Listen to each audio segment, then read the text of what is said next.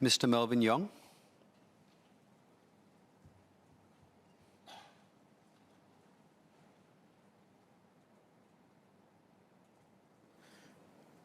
Mr. Deputy Speaker, I stand in support of the bill which proposes new measures to tackle harmful content on online services accessible to users in Singapore.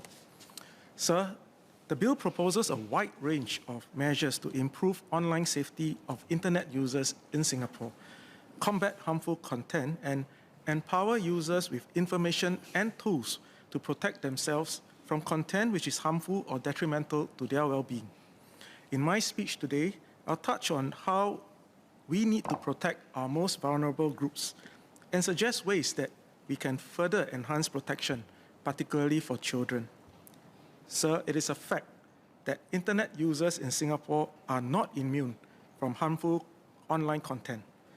And we all know that content that are racially offensive, that promotes violence against individuals or certain groups, and those that try to cause divisions among racial and religious groups can have a destabilizing effect on our society. In her second reading speech, the Minister also mentioned various engagement sessions that show the growing public concerns among Singaporeans with regard to online safety. The proposed measures under this bill are therefore timely, as it will require online communication service or OCS providers to be regulated and to remove harmful online content when asked to do so. Actually, I would argue that legislation has become necessary because the OCS providers have failed to properly self-regulate and remove harmful content from being posted on their platforms. Today, many, if not all, OCS providers have a robust algorithm that removes copyrighted content almost instantaneously. The technology to remove content automatically and fast already exists, and I hope that the social media sites can channel this technology beyond policing copyrighted content and focus also on what is deemed as socially harmful content.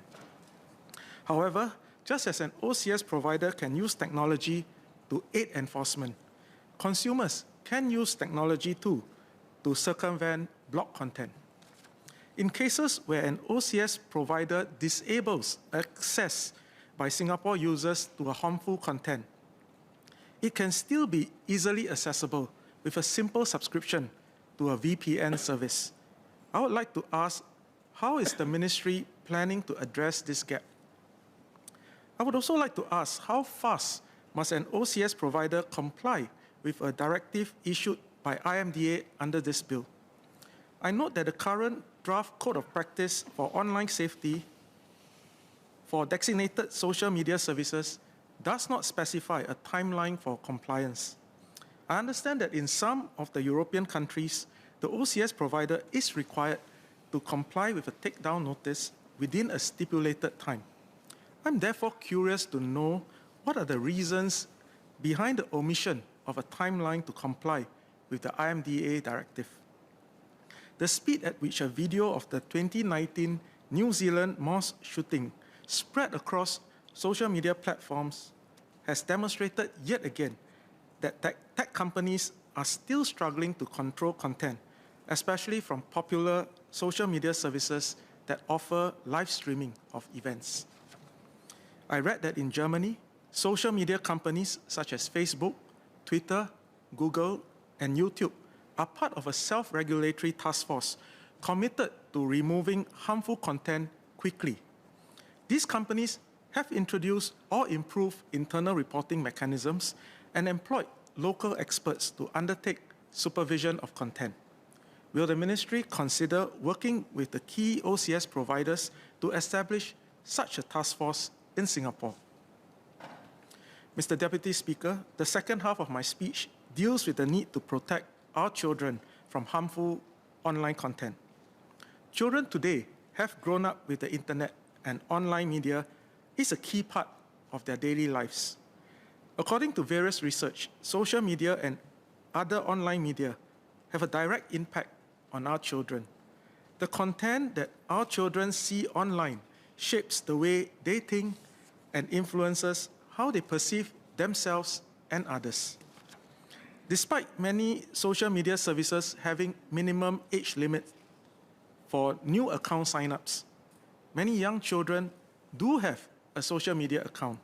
Some even have two accounts, one for their parents to see and another for their friends, which typically includes content deemed not suitable for the parents.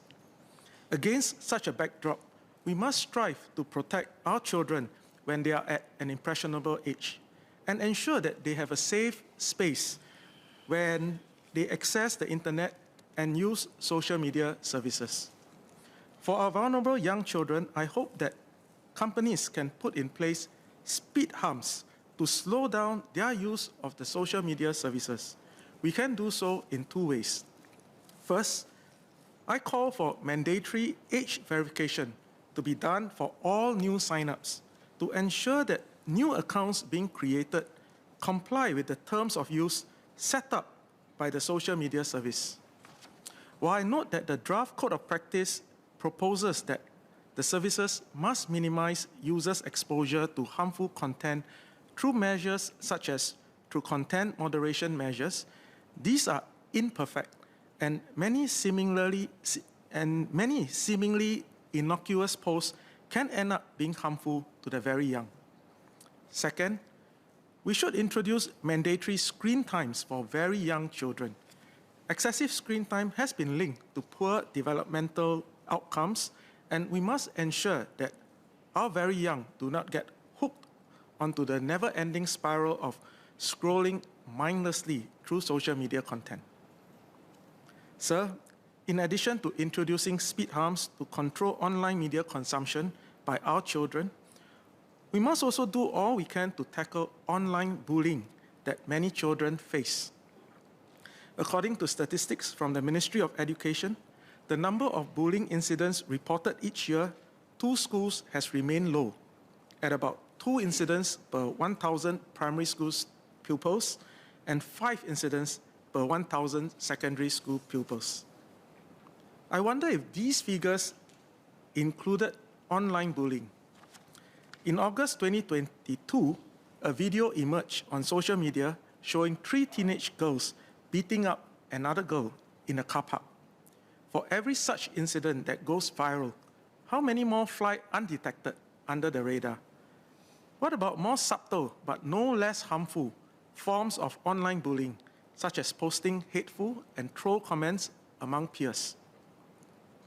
Bullying, including online bullying, impacts the mental health of our children, and we need to do all we can to tackle this. I hope that the ministry can review the proposed code of practice and allow users to flag comments or posts that can be deemed as bullying behavior so that such harmful content can be addressed promptly. Beyond social media sites, online bullying behavior is prevalent in online games too.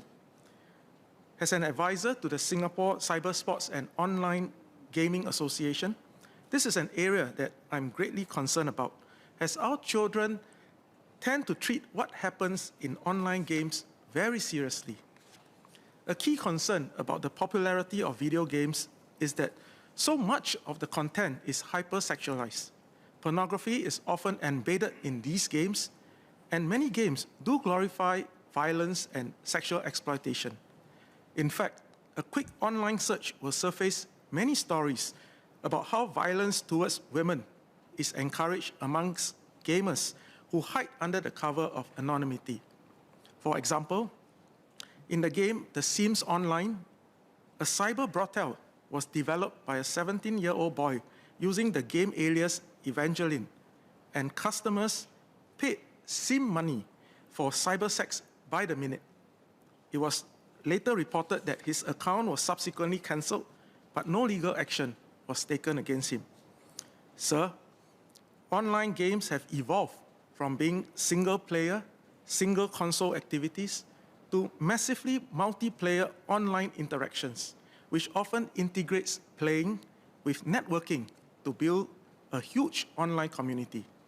As such, many children unwittingly interact with strangers for the first time in these gaming platforms, raising significantly their online safety risks. I really hope that the ministry can include regulation of the online gaming space in the next review of the Code of Practice. Sir, the business models of social media services hinge on capturing our attention span. The longer we spend on the site, the more advertisements they can serve, and the more revenue they can generate.